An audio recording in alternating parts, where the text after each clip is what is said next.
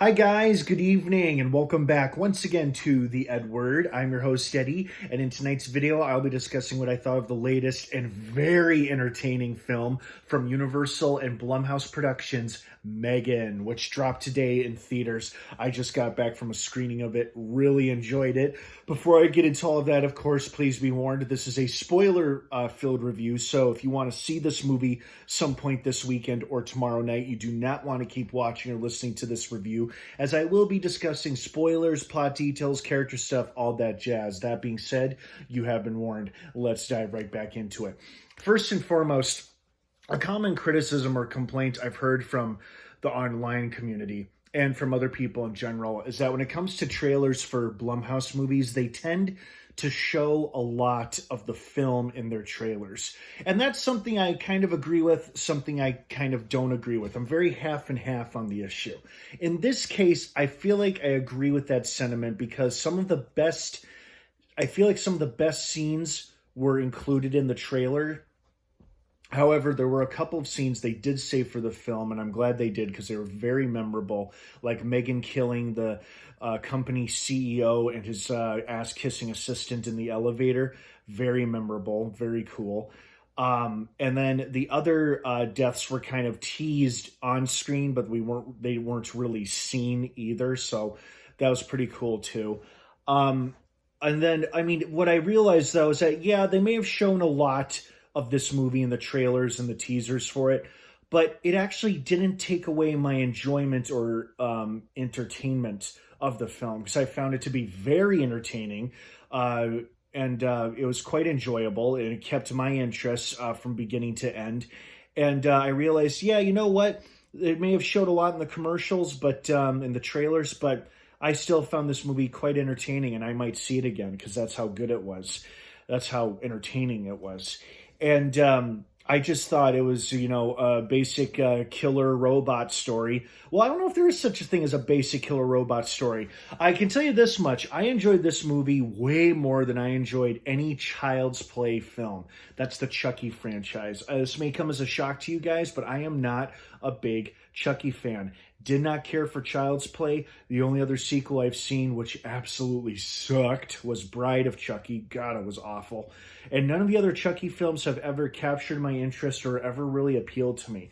This movie, however, did, mostly because it was a Blumhouse production. I usually enjoy their horror films, and it came from the creative mind of James Wan, who gave us the excellent film Malignant not too long ago. So the fact that he was creatively involved immediately captured my interest for this film, which made me want to see it. And I thoroughly enjoyed it. I got pretty much what I wanted to see. A creepy killer doll killing people in creative ways while keeping and maintaining my interest from beginning to end. That's basically what I wanted to see, and that's what I feel like I got from this movie. I also did enjoy the fact that our two leads are both horror alums themselves. Allison Williams, who was of course in the incredible masterpiece that is Get Out, and of course the young girl as well, Violet McGraw, I think her name is, was one of the many actors who appeared in the excellent Netflix series The Haunting of Hill House. So good. So good.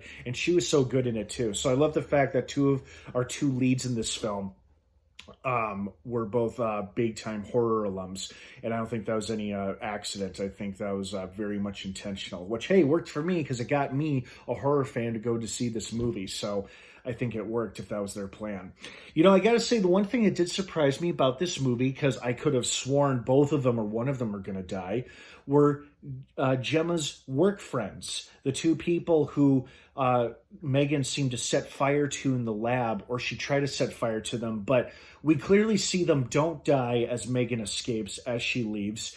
They're alive and well, and I'm like, oh, okay, so they leave them alive, but is that the last we see of them in this movie? Oh, nope, there they are in the final scene. Cool, it's just a confirmation that, yep, they're both still kicking. I was like, oh, good, I liked those two, and it would have sucked to see them both die, but it feels like the people who died in this movie are the people who kind of had it coming, because a lot of them weren't the most likable people, especially that prick of a boy. I mean, yeah, you shouldn't glorify the killing of a child, but come on, he was such a little bastard. Neighbor wasn't that great either. The CEO, I liked the CEO. Out of all the victims in this movie, the CEO was probably the most likable. And it's probably thanks to the performance of that actor, whose name, of course, escapes me. I didn't catch it during the credits, but he was great. And he looks very, very familiar, like I may have seen him in another movie or a TV show or something. But he did a great job. Everybody did a great job in this film. And I don't know how many actresses were playing M3GAN, either as the body performer or as the voice, but however many there were, they were all super, they all did a super job, and they were creepy as hell, and I think they just all absolutely nailed it. Whether it was playing the body of M3GAN or the voice, everybody who was involved in her performance did a very, very good job. And I also got to say, oh, what else was there? I just had a brain fart. Don't you hate those? I also got to say that I appreciated and liked the fact that towards the end of the film, before the big online streaming debut of M3GAN the doll, I like how Gemma finally put her priorities in order and prioritized the well-being of her niece over the debut of her grand creation. Like she had finally come to terms with what it means to be a guardian, or be a mother in this case. And just showed some real growth and character development on her part. And I like seeing that, especially when someone is not too keen about it, or really like open to accepting it. But towards the end, she had come to accept it. And I thought that was a nice character touch on her end. Overall, very entertaining. Probably the scariest scene that got me was like in the very beginning, and M3GAN hadn't even been introduced yet.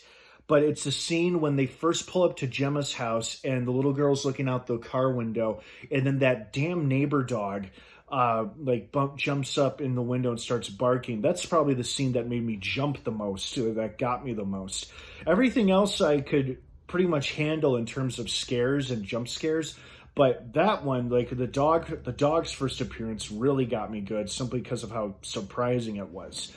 But overall, very entertaining film. I think I probably would see it again. And yeah, they may have shown quite a bit in the trailers, but hey, they saved the cool elevator deaths and the pretty cool robot fight towards the end. Because at first I thought, oh, well, maybe they're going to incorporate Bruce somehow into this fight. Oh, nope, just use him as an obstacle. Oh, no, wait a minute. She's got the gloves on. Time for a robot fight. Very awesome. That was pretty cool. I liked M3GAN's death as well. M3GAN had a very cool, memorable death scene in this movie as well. So overall, I really enjoyed it. I would recommend it to anybody who hasn't seen it. And if you haven't seen it and I just ruined this whole thing for you, then I'm sorry. But if you are watching this, I assume you've seen it like I have, and I would love to hear your thoughts and opinions on it. What did you think of it? I'd love to hear what you thought of it. Did you like it? Did you love it? Were you expecting more, expecting less? Let me know what you think down below in the comments section. Have a wonderful rest of your night. M3GAN is now playing in movie theaters. Have a great rest of your night, everyone. Thanks for watching. And of course, until next time, what's your favorite scary movie?